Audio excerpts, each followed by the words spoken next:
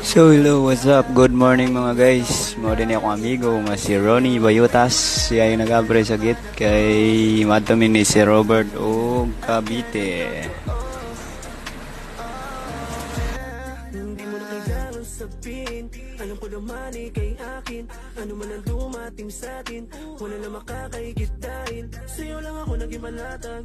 Baby, alam kong ikaw na nga, sana hindi na mag-iba. O gadala di ay taog sanggot kay basin din na bitin na tumban dito sa kay magbantay ra demi sa mga tao nga nagtrabaho tuwa dito.